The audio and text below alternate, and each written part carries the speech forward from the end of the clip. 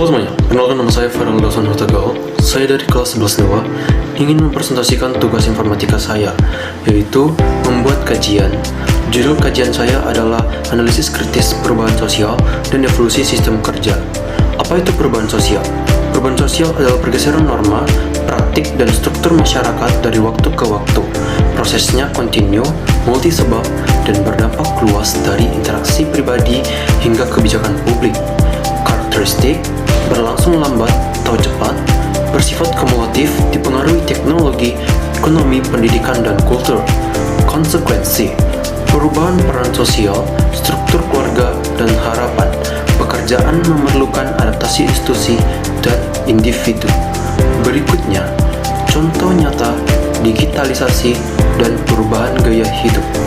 Digitalisasi merombak interaksi sosial dan ekonomi, transaksi, komunikasi, serta konsumsi media beralih ke platform digital.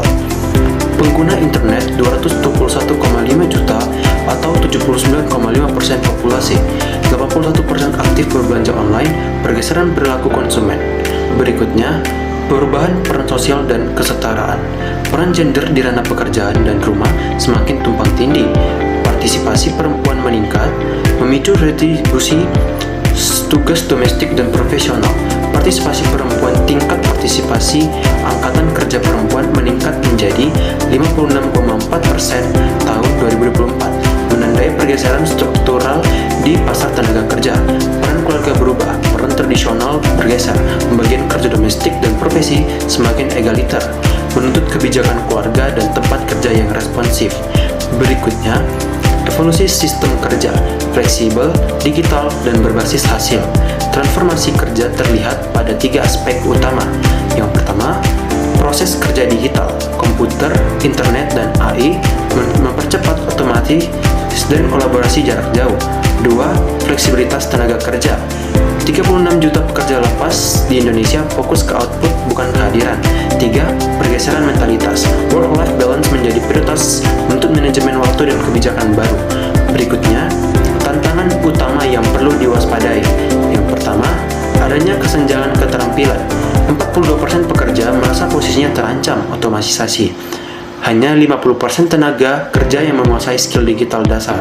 Perlu latihan ulang dan terstruktur.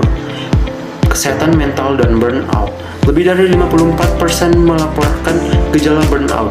Fleksibilitas tanpa batas butuh batasan kerja yang sehat dan kebijakan dukungan mental.